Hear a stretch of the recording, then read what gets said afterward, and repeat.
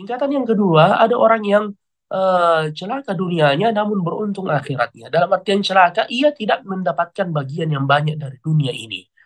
Tetapi akhirat menantinya. Dan inilah kondisi kebanyakan kaum muslimin, orang yang beriman kepada Allah. Bahkan Rasul kita, Muhammad Sallallahu Alaihi Wasallam.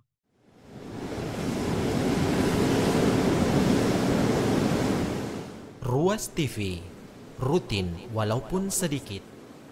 Bismillahirrahmanirrahim. Alhamdulillah Rabbil Alamin. Wassalatu wassalamu ala ashrafil mursalin. Nabiina Muhammadin wa ala alihi wa ashabihi. Wa man tabi'ahum bi ihsanin ila yaumiddin. وسلم تسليما كثيرا اللهم لا سهل إلا ما جعلته سهلا وأنت تجعل الحزن إذا شئت سهلا اللهم علمنا بما ينفعنا وانفعنا بما علمتنا وزدنا علما إنك أنت السميع العليم وتب علينا إنك أنت التواب الرحيم وأصلح لنا شأننا كله ولا تكلنا إلى أنفسنا طرفة عين. Para pemirsa Ruas TV yang dimuliakan oleh Allah Subhanahu wa taala, alhamdulillah kita bersyukur kehadirat Allah Subhanahu wa taala di kesempatan yang mubarakah ini kembali kita bersua. Semoga Allah Subhanahu wa taala menjadikan semua yang kita lakukan ini khalisatan liwajhi, semata-mata mengharapkan ganjaran dan pahala di sisinya insyaallah yang akan bermanfaat untuk kita semua di hari kiamat kelak. Fi yaumin la yanfa'u malu wala banun, hari yang mana tidak ada manfaatnya harta benda dan keturunan yang kita bangga-banggakan, melainkan yang datang menghadap kepada Allah Subhanahu wa taala dengan hati yang selamat. Para pemirsa Ruas TV yang dimuliakan oleh Allah Subhanahu wa taala, pada kesempatan yang singkat ini tema yang akan kita angkat adalah tema yang sangat penting, yaitu bagaimana seorang muslim ia menghargai amanah waktu yang Allah Subhanahu wa taala berikan kepadanya. Setiap di antara kita diberikan oleh Allah waktu dan kesempatan. Entah waktu dan kesempatan itu mendekatkannya kepada Allah, yang dengan demikian mengundang rahmat Allah dan ia akan dimasukkan ke dalam syurganya Allah, atau sebaliknya waktu yang ia gunakan mengundang kemurkaan Allah, semakin menjauhkannya dari Allah dan memasukkannya ke dalam neraka. Na'udzubillahi min dzalik. Dan kita tahu bahwasanya kita hidup di dunia ini sekali saja dan kita tidak tahu kapan kita akan kembali kepada Allah Subhanahu wa taala. Dan kita hidup di dunia ini diuji oleh Allah Azza wa Jalla. Ujian-ujian di dunia, jika kita gagal, masih ada kesempatan untuk kita mengulanginya.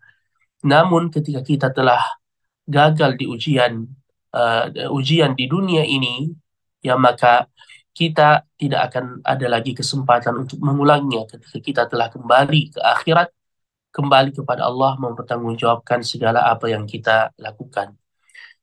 Oleh karenanya para pemirsa yang dimuliakan oleh Allah, di antara surah yang paling um, apa fokus atau yang mengingatkan kita akan qimah serta nilai dari waktu tersebut, surah yang sangat pendek di dalam Al-Quran. Walaupun demikian, kata Imam Asy-Syafi'i, andaikan Allah tidak menurunkan hujjah kepada manusia kecuali surah tersebut, maka hal itu telah cukup bagi mereka, yaitu surah Al-Asr. Al-Asru artinya masa atau waktu itu sendiri. Surah ini terdiri dari 3 ayat. Allah Subhanahu wa taala mengingatkan kita di dalamnya. Allah berfirman, A'udzu billahi minasy syaithanir rajim. Bismillahirrahmanirrahim. Wal 'asr. Innal insana lafi khusr. إلا الذين آمنوا وعملوا الصالحات وتواصوا بالحق وتواصوا بالصبر. Surah yang terdiri dari 3 ayat ini adalah surah Makkiyah, diturunkan sebelum hijrahnya Nabi Shallallahu Alaihi Wasallam ke Madinah. Dan kita tahu di dalam Al-Quran terdapat 3 surah yang terdiri dari 3 ayat, yaitu surah Al-Asr, kemudian surah Al-Kautsar, dan surah An-Nasr, Idza jaa nasrullahi wal fath, dan seterusnya. Adapun surah ini, di awal surah Allah Subhanahu wa taala bersumpah dengan waktu. Dan kita tahu bahwasanya ketika Allah Subhanahu wa taala mengawali di dalam Al-Qur'an firman-Nya dengan sumpah, maka hal itu menunjukkan ada sesuatu yang sangat penting yang hendak disampaikan oleh Allah Subhanahu wa taala. Juga menunjukkan akan keutamaan makhluk tersebut. Dan Allah Subhanahu wa taala berfirman dalam Al-Qur'an, "Wa rabbuka yakhluqu ma yasha'u wa yakhtar, ma kana lahumul khiyarah." Dialah Tuhanmu yang menciptakan segala sesuatunya dan memilih dan mengutamakan sebahagian ciptaannya di atas sebahagian yang lain. Dan kita lihat di dalam Al-Quran, para pemirsa rahimakumullah, Allah banyak bersumpah dengan menyebutkan makhluknya. Dan ini haknya Allah. Adapun sebaliknya, kita sebagai hamba, tidak boleh kita bersumpah kecuali dengan nama Allah Subhanahu wa Ta'ala. Kemudian yang ketiga, kata para ulama, fungsi dari sumpah itu adalah Allah Azza wa Jalla akan menyampaikan sesuatu yang sangat penting setelah sumpah itu. Oleh karenanya, di awal atau saat Allah bersumpah, Allah memancing perhatian kita untuk memperhatikan apa yang hendak disampaikan oleh Allah setelahnya agar kita kemudian mengamalkannya. Seperti di dalam Al-Quran, Allah Subhanahu wa Ta'ala, seperti dalam surah ini, Allah bersumpah di awal, di ayat yang pertama, wal asri, demi masa, demi masa. Al-asr artinya ad-dahr, masa. Juga diartikan adalah waktu asar, sebagaimana disebutkan oleh para ulama. Jadi ada yang mengatakan demi waktu asar, ada yang mengatakan demi waktu secara umum. Dan kedua-duanya boleh, ya. Dan ini merupakan pendapat para ulama kita, karena keduanya memiliki keutamaan yang sangat besar di sisi Allah. Adapun salat asar, Allah menyebutnya secara khusus di dalam Al-Quran, "Hafidhu 'ala salawati was salatil wusta wa qumu lillahi qanitin." Jagalah salat-salat kalian dan salat pertengahan. Dan yang dimaksud dengan salat pertengahan adalah salat asar. Mengapa? Karena ia berada di antara 2 atau 4 waktu salat. Antara salat subuh dan zuhur, kemudian maghrib dan isya. Dan ia adalah merupakan waktu salat di mana malaikat turun untuk bergantian. Sebagaimana kata Rasulullah, malaikat itu yang berjaga di waktu siang dan di waktu malam, itu bergantian di 2 waktu salat, yaitu salat subuh dan salat asar. Kemudian Nabi pernah berkata kepada para sahabatnya, "Innakum satarawna rabbakum kama tarawna al-qamar." Sungguh kalian akan melihat wajah Tuhan kalian di hari kemudian seperti kalian melihat bulan purnama, la tudammuna syai'a. Tidak ada yang menghalangi pandangan mata kalian. Barang siapa di antara kalian yang mampu untuk menjaga dengan baik salat sebelum matahari terbit dan salat sebelum matahari terbenam, maka lakukanlah. Yang dimaksud adalah salat subuh dan salat asar. Sehingga dalam hadis Nabi menyebutkan bahwasanya barang siapa yang luput mengerjakan salat asar atau meninggalkannya, maka seakan ia telah merugi wutira ahluhu wa maluhu. Telah terputus harta dan keturunannya, wa na'udzubillahi min dzalik. Kemudian makna yang kedua, al-asr adalah masa atau waktu. Yang mana waktu adalah merupakan amanah sebagaimana yang kita sampaikan tadi, yang Allah Subhanahu wa taala berikan kepada kita. Pergantian siang dan malam adalah waktu-waktu yang Allah berikan kepada kita. Allah berfirman, "Wa huwa alladhi ja'ala al-laila wan-nahara khilfatan liman arada an yadhakkara aw arada syukura."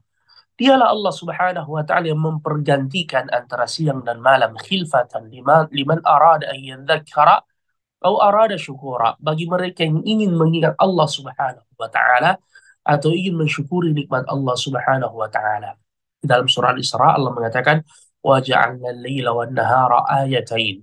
Kami menjadikan pergantian siang dan malam itu menjadi 2 dari tanda kebesaran kami. Wa ja'alna al-laila ayatal lail wa ja'alna al-laila wan-nahara ayatayn famahawna ayatal lail wa ja'alna ayatal nahari mubsiratan litabtagu fadlan min rabbikum wa lita'lamu 'adada as-sinina wal hisab wa kulla syai'in fassalnahu tafsila. Ini yang terdapat dalam surah Al-Isra. Jadi 24 jam yang Allah Subhanahu wa taala berikan kepada kita, di setiap paginya kata Rasulullah sallallahu alaihi wasallam, ada orang yang membebaskan dirinya dari api neraka dan ada orang yang dengan waktu yang Allah berikan kepadanya itu memasukkan dirinya ke dalam neraka, na'udzubillahi min dzalik. Oleh karenanya Saking pentingnya masalah waktu tersebut, Allah banyak bersumpah di dalam Al-Quran dengan menyebutkan waktu-waktu itu. Dalam ayat ini Allah mengatakan demi asar. Allah juga bersumpah dengan waktu fajar, wal fajar, demi waktu fajar. Allah bersumpah dengan waktu malam, wal laili idza yaghsha, wan nahari. Ya, ini juga waktu yang disebutkan oleh Allah, waktu duha, wadduha, wal laili idza saja. Hal ini menunjukkan betapa pentingnya waktu dalam kehidupan kita para pemirsa yang dimuliakan oleh Allah Subhanahu wa taala. Mengapa demikian? Karena setiap yang kita lakukan di dunia ini akan dihisab dan dipertanggungjawabkan di hari kemudian kelak. Dan kata para ulama, tidak ada perkara yang paling disesalkan oleh orang yang beriman di hari kemudian kelak, melainkan sedetik waktu yang berlalu darinya tanpa ia isi dengan ketaatan. Kalau saja orang yang beriman itu menyesal mengapa waktunya dibiarkan berlalu tanpa ketaatan di dalamnya, apatah lagi dengan orang-orang yang mengisi hidupnya dengan kelalaian dan kemaksiatan kepada Allah Subhanahu wa taala. Sehingga setelah ayat ini ya dan sebelumnya dalam hadis Nabi Shallallahu Alaihi Wasallam mengingatkan kita tentang pentingnya waktu yang akan dihisab dan dipertanggungjawabkan di hari kemudian kelak. Beliau bersabda, "La tazula qadama 'abdin yaumal qiyamati hatta yus'alah an arba'in." Tidaklah beranjak kaki seorang hamba di hari kemudian kelak sebelum ia ditanya tentang 4 perkara. An umrihi fima afnah, dari umurnya di mana ia habiskan. Wa an syababihi fima ablah, dari masa mudanya di mana ia lewatkan. Wa ammalihi, dan dari hartanya min aina iktasabahu wa fima anfaqah, dari mana ia dapatkan dan ia belanjakan kemana. Wa an ilmihi madza amila fih, dan dari ilmunya apa yang telah ia amalkan dengan ilmu tersebut. Jadi 4 hal ini akan dipertanggungjawabkan, dan 2 hal berkaitan dengan masalah waktu, di mana Nabi menyebutkan yang pertama an umrihi, dari umurnya di mana ia habiskan. Apakah ia habiskan dalam ketaatan atau ia habiskan dalam kemaksiatan dan kelalaian, wa na'udzubillah. Kemudian yang kedua, Allah mengkhususkan masa muda. Wa an syababihi. Padahal masa muda ini bagian dari waktu atau umur itu sendiri. Tetapi mengapa dikhususkan? Karena masa muda inilah yang paling vital dalam kehidupan manusia. Masa muda inilah yang banyak disia-siakan. Masa muda inilah puncak kekuatan. Masa muda inilah puncak produktivitas. Masa muda inilah puncak dari potensi manusia untuk berbuat kebaikan atau berbuat keburukan. Sehingga dalam hadis Nabi menyebutkan ajiba rabbukum min syabin laisa lahu sabwah. Allah takjub dengan seorang pemuda yang tidak memiliki sabwah. Sabwah itu adalah kecenderungan untuk memperturutkan hawa nafsu. Karena semua potensi untuk ia memperturutkan hawa nafsu di masa muda itu berkumpul pada dirinya.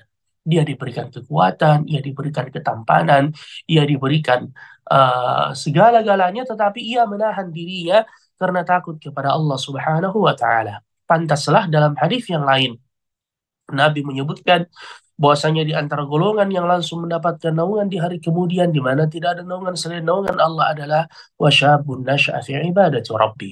Pemuda yang tumbuh di atas ketaatan kepada Tuhannya, bukan pemuda yang memperturutkan hawa nafsunya, yang tidak mengenal jalan menuju Tuhannya, yang tidak mengenal masjid, yang tidak mengenal salat, yang tidak mengenal rukuk dan sujud, tidak mengenal tilawatul Quran.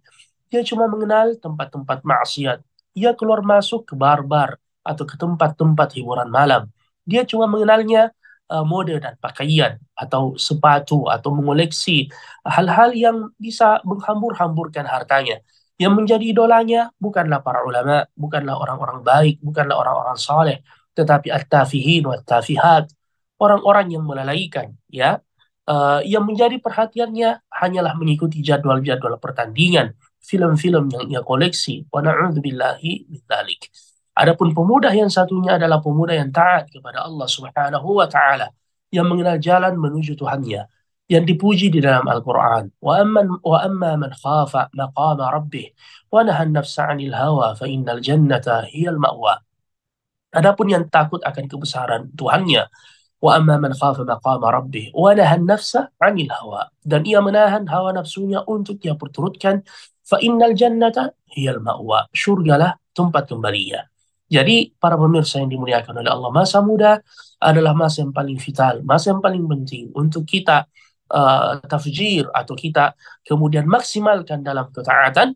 Ya, karena akan datang suatu waktu kita tidak mampu lagi mengerjakan ketaatan-ketaatan itu. Tetapi kapan kita mengerjakannya di masa muda, maka Allah akan terus-menerus menuliskan pahala untuk kita walaupun kita telah memasuki usia senja atau bahkan setelah kita kembali kepada Allah Subhanahu wa taala. Kemudian ayat berikutnya Allah mengatakan innal insana lafi khusrin. Sesungguhnya manusia itu berada dalam kerugian yang nyata. Kerugian yang nyata. Seluruh manusia tanpa kecuali. Ya, innal insana lafi khusr. Bahkan sebagian ulama ada yang menyebutkan bukan cuma manusia, masuk juga di dalamnya adalah kaum jin. Ya, sebagaimana yang disebutkan oleh Allah Subhanahu wa taala di dalam Al-Qur'an. Ya, bahwasanya manusia dan jin itu termasuk golongan yang merugi. Ya, kecuali yang dirahmati oleh Allah Subhanahu wa taala. Uh, Innal insana lafi khusr. Al-khusr artinya kerugian, kebangkrutan. Dan para pemirsa yang dimuliakan oleh Allah, kalau kita melihat di dalam Al-Quran, sebab kebangkrutan manusia itu terutama di hari kiamat kelak ada beberapa sebab. Yang pertama adalah ketika ia mempersekutukan Allah dan tidak beriman kepada Allah Subhanahu wa taala. Allah Subhanahu wa taala berfirman, "Wa laqad uhiya ilaika wa ila alladziina min qablika la in asyrakta la yahbatanna 'amaluka wa la takunanna minal khasirin." Sungguh telah diwahyukan kepadamu wahai Muhammad dan rasul-rasul sebelummu, jika engkau mempersekutukan Allah, sungguh eh, amalan-amalanmu akan dihapuskan dan engkau termasuk orang yang merugi di hari kemudian kelak. Dalam ayat yang lain di dalam Al-Furqan Allah mengatakan wa qadimna ila ma 'amilu min 'amalin faja'alnahu haba'an mansura. Ada di antara manusia yang datang di hari kiamat dengan amalan yang begitu banyak, namun dijadikan seperti debu yang berterbangan yang tidak ada nilainya, disebabkan karena kekufurannya, disebabkan karena kesyirikannya. Wa na'udzubillah. Kemudian sebab eh, kerugian yang kedua adalah ketika seseorang tidak beriman dengan hari akhirat, hari kiamat, hari berbangkit. Sebagaimana firman Allah di dalam Al-Quran, "Qad khasira alladhina kadzabu bi liqa'illah wa ma kanu muhtadin." Sungguh telah merugi orang yang mendustakan hari perjumpaan dengan Allah Subhanahu wa taala dan mereka tidak mendapatkan hidayah dan petunjuk dari Allah Azza wa Jal.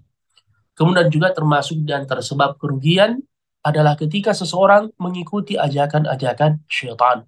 وَمَنْ يَتَّخِذِ الشَّيْطَانَ وَلِيًّا مِنْ دُونِ اللَّهِ فَقَدْ خَسِرَ خُسْرَانًا مُبِينًا. Barang siapa yang menjadikan syaitan itu sebagai imamnya atau mengikuti keinginan dan kehendaknya di dunia ini, maka sungguh ia telah uh, terjerumus dalam kerugian yang sangat besar. Juga termasuk sebab kerugian yang disebutkan di dalam Al-Quran adalah ketika seseorang malas melakukan kebaikan dan ketaatan serta amal saleh. Sebagaimana firman Allah di dalam Al-Quran, فَمَنْ خَفَّتْ مَوَازِينُهُ وَمَنْ خَفَّتْ موازينه فأولئك الذين خسروا أنفسهم في جهنم خالدون. Barang siapa yang ringan timbangan amalan kebajikannya, faulaika alladzina khasiru anfusahum. Mereka lah orang-orang yang merugikan diri mereka sendiri dan mereka kekal di dalam neraka jahanam. Wa na'udzu billahi min dzalik. Kemudian pemirsa rahimakumullah, ulama kita menyebutkan bahwasanya orang yang bangkrut dan merugi tersebut juga terbagi-bagi. Yang pertama ada orang yang bangkrut di dunia dan di akhirat. Bangkrut di dunia dan di akhirat. Siapa mereka? Adalah orang yang tidak mengenal Allah, yang tidak beribadah kepada Allah, larut dalam kemaksiatan. Namun subhanallah, dia juga tidak memiliki bagian dari kehidupan dunia ini. Dia hidup dalam kefakiran, dia hidup dalam kemiskinan. Ya, dia yang bergelimang dengan utang, mungkin dia hidup di bawah jembatan, tidak memiliki uang, kemudian juga mungkin mukanya jelek, na'udzubillah. Ya, walaupun kita tidak menjadikan itu sebagai ukuran pada hakikatnya, tetapi sungguh bangkrut, merugi. Orang yang kondisi dan keadaannya seperti itu juga tidak mengenal Tuhannya. Na'udzubillahi min dzalik. Ini sebagaimana firman Allah dalam Al-Quran, wa minan nasi man ya'budu Allah ala harfin fa in asabahu khairun itma'anna bihi wa in asabathu fitnatun qalaba ala wajhihi khasira ad-dunya wal akhirah dzalika huwal khusranul mubin. Allah mengatakan khasira ad-dunya wal akhirah. telah bangkrut dunia dan akhiratnya. Dzalika huwal khusranul mubin. Itulah kerugian yang sangat nyata. Oleh karenanya sebagian salaf ketika melihat sebagian umal atau kuli-kuli yang bekerja dengan penuh keletihan, ya rasa capek, yughannun, mereka menyanyi namun tidak salat, tidak beribadah. Ya, sang alim ini kemudian menangis. Ketika ditanya mengapa Anda menangis, dia berkata, saya teringat ya perkataan Rasulullah yang mengatakan bahwasanya asyqan nas man khasira dunya wal akhirah. Orang yang paling celaka itu adalah yang celaka dunia dan akhiratnya. Na'udzubillah. Tingkatan yang kedua, ada orang yang celaka dunianya namun beruntung akhiratnya. Dalam artian celaka, ia tidak mendapatkan bagian yang banyak dari dunia ini. Tetapi akhirat menantinya. Dan inilah kondisi kebanyakan kaum muslimin, orang yang beriman kepada Allah. Bahkan Rasul kita, Muhammad Sallallahu Alaihi Wasallam. Pernah suatu ketika Umar bin Khattab masuk menemui Nabi, beliau sementara beristirahat dan tidur di atas tikar yang kasar yang terbuat dari anyaman pelepah kurma dan berbekas di pundak beliau. Umar kemudian sampai menangis dan mengatakan, "Ya Rasulullah, Kisra dan Kaisar, ya Raja Persia dan Romawi, yang notabene mereka adalah pemimpin orang-orang kafir, hidup bergelimang harta dan kemewahan, sedangkan Anda kekasih Allah hidup seperti ini." Apa kata Nabi? Hafi syakin anta ya Ibn al-Khattab. Apakah engkau berada dalam keraguan wahai Ibn al-Khattab? Tidakkah engkau mau biarkan mereka mendapatkan dunia? Namun Allah memberikan akhirat kepada kita. Dan sungguh dunia ini dibandingkan akhirat para pemirsa tidak ada nilainya, tidak ada apa-apanya. Oleh karenanya sungguh dunia ini terlalu hina untuk membuat Anda sedih, membuat Anda gelisah, hanya disebabkan karena obsesi dunia Anda belum sempat terwujudkan atau bagian Anda dari rezeki tidak sesuai dengan harapan Anda. Jangan terlalu sedih. Karena sesungguhnya yang kita kejar adalah kehidupan akhirat. Dan Allah telah menegaskan dalam Al-Quran, وَلَلْ آخِرَةُ خَيْرٌ لَكَ مِنَ الْأُولَى. Sungguh akhirat itu lebih baik bagimu dari kehidupan dunia. Ya, dan Allah di dalam Al-Quran mengatakan, "Kalla bal tuhibbunal ajila wa tadharunal akhirah." Sungguh, sungguh kalian itu lebih mengutamakan yang dipercepat yaitu di dunia dan kalian meninggalkan akhirat. Dan ini adalah celaan dari Allah Subhanahu wa taala.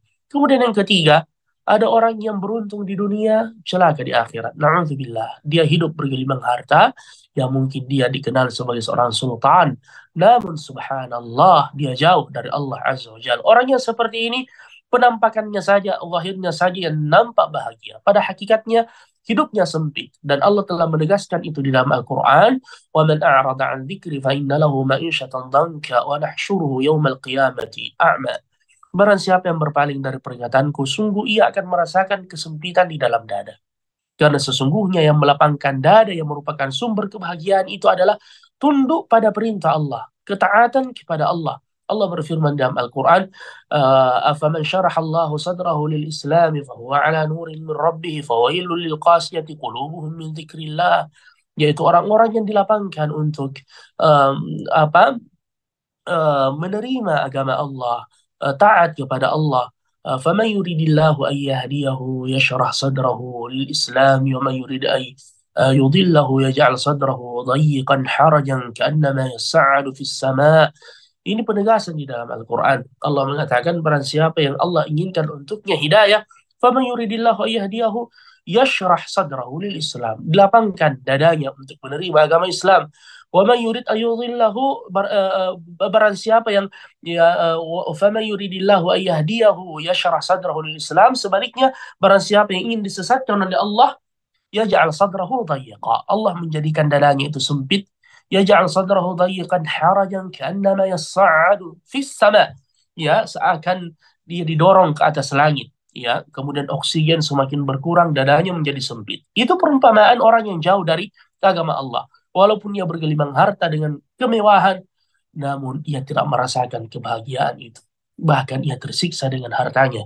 Sehingga banyak di antara mereka yang mengakhiri hidupnya dengan gantung diri, bunuh diri, minum racun, menjatuhkan dirinya dari gedung yang tinggi, karena ia tidak mendapatkan dan merasakan kebahagiaan itu. Dan yang terbaik tentunya yang terakhir adalah yang beruntung di dunia dan di akhirat. Dan semoga Allah menjadikan kita termasuk golongan tersebut, sebagaimana doa yang sering kita baca, Rabbana atina fid dunya hasanah wa fil akhirati hasanah wa qina adzabannar. Ayat yang ketiga, Allah memberikan pengecualian dari golongan yang bangkrut itu. Innal insana lafi khusr illa alladziina amanu. Kecuali orang yang beriman. Beriman kepada Allah.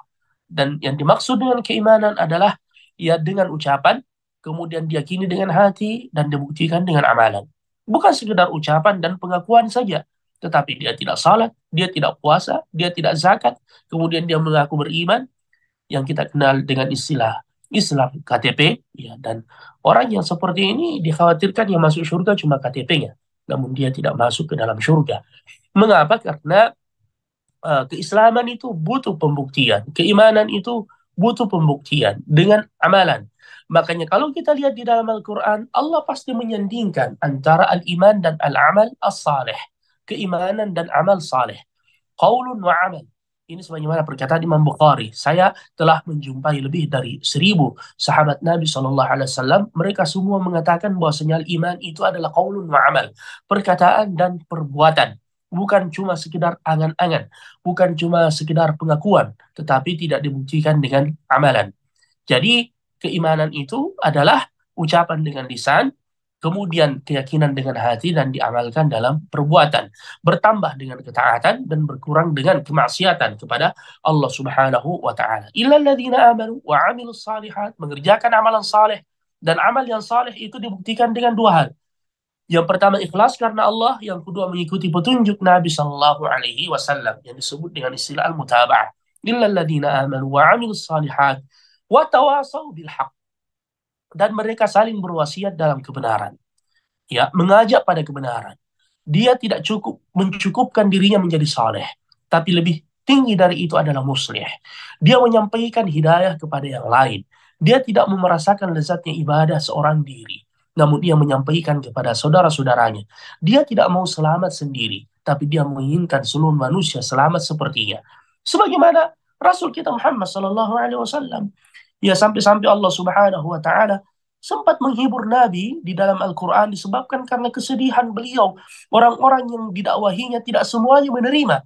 Sampai-sampai Allah mengatakan di dalam Al-Quran, فَمَنْ زُيِّنَ لَهُ سُوءُ عَمَلِهِ فَرَآهُ حَسَنًا فَإِنَّ اللَّهَ يُضِلُّ مَنْ يَشَاءُ وَيَهْدِي مَنْ يَشَاءُ فَلَا تَذْهَبْ نَفْسُكَ عَلَيْهِمْ حَسَرَاتٍ إِنَّ اللَّهَ عَلِيمٌ بِمَا يَصْنَعُونَ.